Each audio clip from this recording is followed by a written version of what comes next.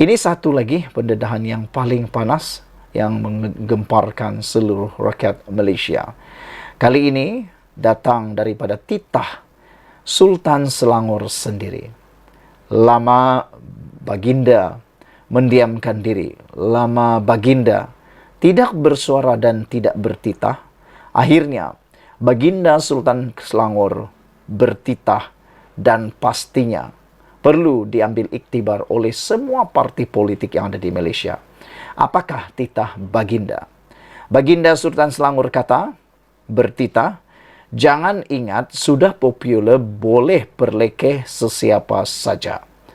Kita tidak berapa dapat memastikan siapa yang baginda maksudkan ini. Yang mana sudah popular boleh perlekeh sesiapa saja. Baginda mengingatkan kepada semua orang, jangan ingat sudah popular, boleh pula perlekeh sesiapa saja. Sultan Selangor, Sultan Sharafuddin Idris Shah, hari ini menggesa semua ahli politik berhenti daripada amalan mencaci dan sebarang tindakan yang boleh menjejaskan keharmonian masyarakat. Sebaliknya, titah baginda, tumpuan perlu diberikan kepada usaha memajukan kehidupan rakyat dan memakmurkan negara. Menurut Sultan Sharafuddin, tindakan ahli politik yang menggunakan kata-kata kesat lagi biadab menunjukkan ketika ini perasaan hormat mereka kepada institusi diraja semakin terhakis. Sikap biadab mereka ini telah melangkaui batas-batas dan nilai kepribadian orang Islam dan Melayu yang sering dipelihara titah baginda. Ingatlah, jangan kerana kita menyangka bahawa kita cukup popular di kalangan rakyat sehingga bertindak memperlekehkan sesiapa yang tidak sehaluan dengan fahaman politik masing-masing. Malah sanggup pula hadir ke negeri Selangor dengan melemparkan cacian melampaui batas titah baginda. Kemana hilangnya budi bahasa? Ini bukan budaya kita, khususnya orang Melayu, untuk menghina sesiapapun khususnya di kalangan khalayak ramai titah baginda. Sultan Sharafuddin bertitah demikian pada majlis mengangkat sumpah jawatan Menteri Besar Selangor dan anggota Exco Kerajaan Negeri di Istana Alam Shah, Kelang hari ini. Adun Sungai Tua Amiruddin Syari hari ini diperkenankan oleh Sultan Sharafuddin untuk dilantik semula sebagai Menteri Besar Selangor buat penggal kedua. Peliharalah adab dan susila kita. Apatah lagi apabila kita bertandang ke negeri atau rumah orang titah Sultan Sharafuddin lagi. Pada 18 Julai lalu, Menteri Besar Kedah, Muhammad Sanusi Maknor didakwa di Mahkamah Session Selayang atas satu pertuduhan mengeluarkan kata-kata menghasut berhubung pelantikan Amiruddin. Jauhi amalan rasuah, ahli jawatan kuasa PAS pusat itu berkata demikian semasa menghadiri ceramah politik di Stadium Selayang, Selangor. Sanusi mendakwa seorang sultan yang hebat tidak akan melantik orang seperti Amiruddin sebagai Menteri Besar. Selain menganggap Amiruddin sebagai cokia, Sanusi juga menggelar naib Presiden PKR itu sebagai inci pun tak berapa nak cukup. Ia mendorong pelbagai pihak termasuk ahli Dewan Diraja Selangor membuat laporan polis dan menggesa tindakan diambil ke atas Sanusi. Sanusi juga berdepan satu lagi pertuduhan membabitkan institusi diraja apabila dia didakwa mengeluarkan kata-kata menghasut berhubung isu penubuhan kerajaan perpaduan. Dia didakwa mengeluarkan kenyataan menghina yang di-Pertuan Agong apabila mempertikai penubuhan kerajaan perpaduan yang kononnya tidak dititahkan Seri Paduka Baginda. Sanusi, 48 tahun, mengaku tidak bersalah atas kedua-dua pertuduhan berkenaan. Sultan Sharafuddin turut bertitah, semua wakil rakyat perlu menjaga integriti masing-masing dan hal itu sudah diperingatkan oleh baginda berkali-kali. Pun begitu titahnya, ia perlu ditekankan sekali lagi agar ia tiada perbuatan yang tidak diingini berulang. Jauhilah diri dari segala perbuatan rasuah dan penyalahgunaan kuasa bagi kepentingan diri sendiri atau pihak-pihak tertentu semasa melaksanakan tugas mentadbir negeri titah Baginda Sultan Selangor lagi. Yang menariknya dalam titah Baginda ini ialah peliharalah adab dan susila kita. Apatah lagi apabila kita bertandang ke negeri orang atau rumah orang titah Sultan Syarafuddin. Saudara-saudara sekalian, kemana hilangnya budi bahasa? Ini bukan budaya kita, khususnya orang Melayu, untuk menghina sesiapapun, khususnya di khalayak ramai, kata atau titah Sultan Selangor. Ingatlah, jangan kerana kita menyangka bahwa kita cukup popular di kalangan rakyat sehingga bertindak memperlekehkan sesiapa yang tidak sehaluan dengan fahaman politik masing-masing, malah sanggup pula hadir ke negeri Selangor dengan melemparkan cacian melampaui batas titah Sultan Selangor. Pada 18 Julai lalu, Menteri Besar Kedah Muhammad Sanusi Maknor didakwa di Mahkamah Session Selayang atas satu pertuduhan mengeluarkan kata-kata menghasut berhubung pelantikan Amiruddin. Sanusi mendakwa seseorang sultan yang hebat tidak akan melantik orang seperti Amiruddin sebagai Menteri Besar.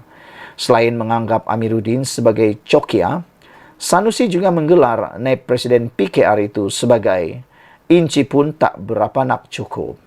Ia mendorong pelbagai pihak dan yang paling mengejutkan kita, termasuklah ahli Dewan Diraja Selangor, membuat laporan polis dan menggesa tindakan diambil ke atas Sanusi.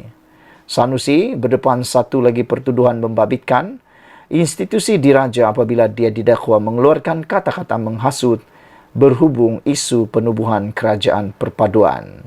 Sekian dulu untuk kali ini. Jangan lupa tinggalkan komen Anda, tekan butang subscribe. Kita jumpa lagi. Bye-bye. Selamat petang, salam sejahtera. Terima kasih karena bersama dengan saya di Nazilin Unity Channel. Saudara-saudara sekalian, ini satu kejutan luar biasa daripada anak Datuk Seri Anwar Ibrahim, Perdana Menteri kita, yaitu Nurul Izzah. Lama tak bercakap, lama tak muncul, bahkan tidak dicalonkan dalam pilihan raya PRN 2023 yang lepas, dan disangkakan, ramai menyangka bahawa Nurul Izzah mungkin akan dicalonkan di Dewan Undangan Negeri di Pulau Pinang ataupun di Selangor atau Negeri Sembilan. Namun demikian, apa yang berlaku, tidak dicalonkan. Kenapa? Mungkin beliau memerlukan masa rehat kerana kita tahu beliau baru saja melahirkan cahaya mata beberapa bulan tahun lepas kalau saya tak silap, dan mungkin ini waktunya untuk muhasabah diri.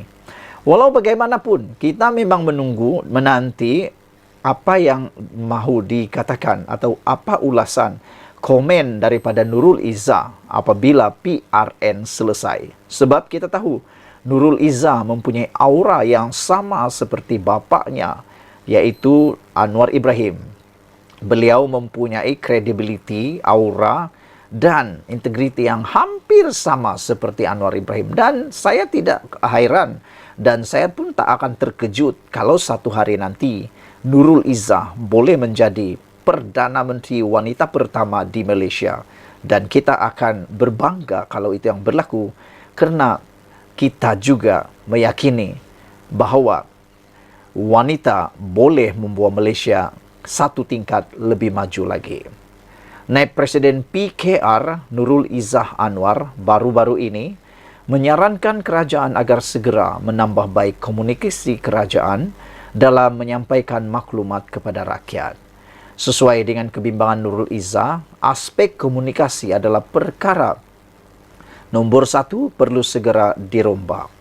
Ini amat diperlukan menurut Sabudin.com.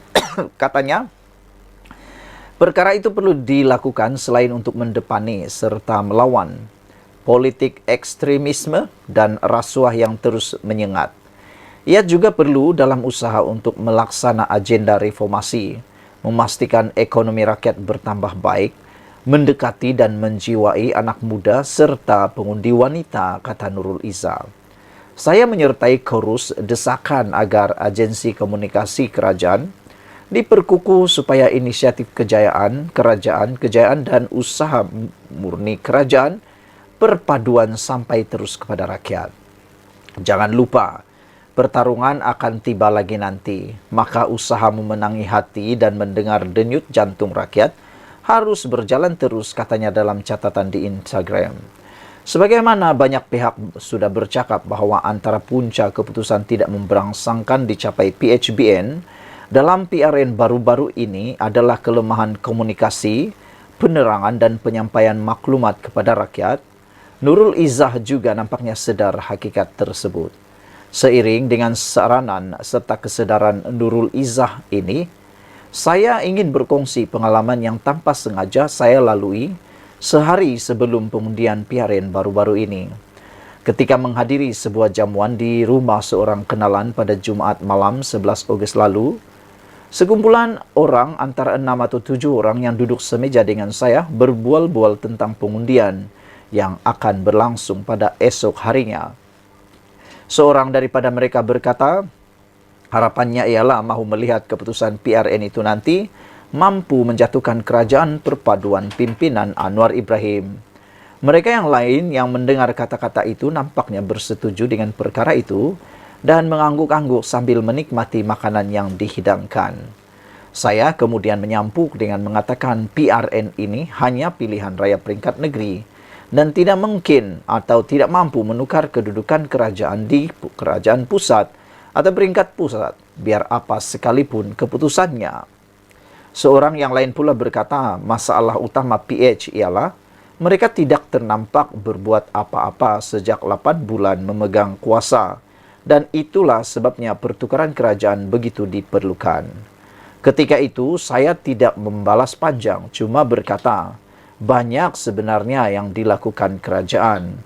Walaupun panjang lagi perbualan di meja makan selepas itu, tetapi kata-kata PH tidak ternampak berbuat apa-apa sejak 8 bulan memegang kuasa amat membekas dalam fikiran saya. Diikuti pula sepanjang di meja makan itu, kegairahan mereka berbual akhirnya melihat kerajaan perpaduan dijatuhkan begitu bersemarak sekali.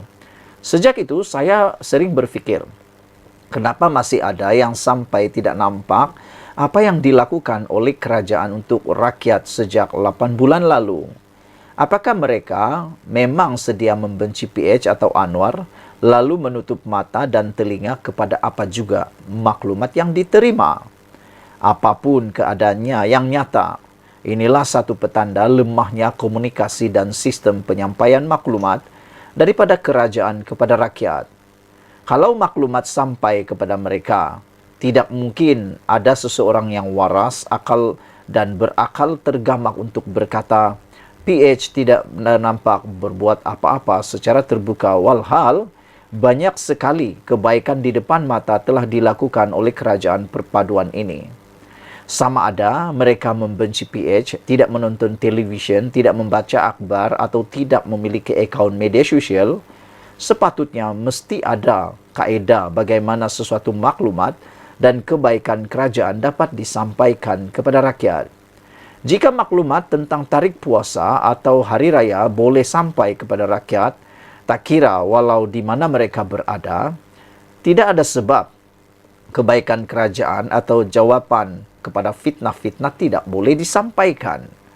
Bukankah kerajaan ada pelbagai saluran media, daripada televisyen, radio, akhbar, portal berita, media sosial dan pelbagai lagi.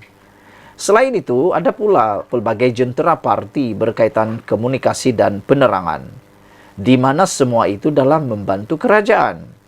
Ringkas cerita, susulan serangan berpenjangan kepada kerajaan perpaduan sejak 8 bulan lalu diikuti keputusan PRN 6 negeri baru-baru ini, jika ia merupakan wake up call agar segera bangun dan berlari untuk bekerja, maka perubahan dan rombakan yang paling awal wajib dilakukan ialah berkaitan komunikasi, penyampaian maklumat dan menjawab segala macam fitnah yang bertebaran. Dalam konteks komunikasi tersebut, mereka yang sedia ada daripada yang berjawatan menteri, ketua agensi, ketua pengarah dan lain-lainnya, semua itu harus segera diperbaiki, ditukar, diganti atau dipecat. mengikut keperluan dan kesesuaian, asal Anwar dapat dielakkan daripada ditumbangkan. Tanpa keberanian melakukan sesuatu yang drastik dan luar biasa, keputusan PRU 16 4 tahun lagi tidak akan jauh berbeza dengan PRN baru-baru ini. Ditulis oleh Sabudin Hussein 19 Ogos 2023. Sekian dulu untuk kali ini. Jangan lupa tinggalkan komen Anda, tekan butang subscribe. Kita jumpa lagi. Bye-bye.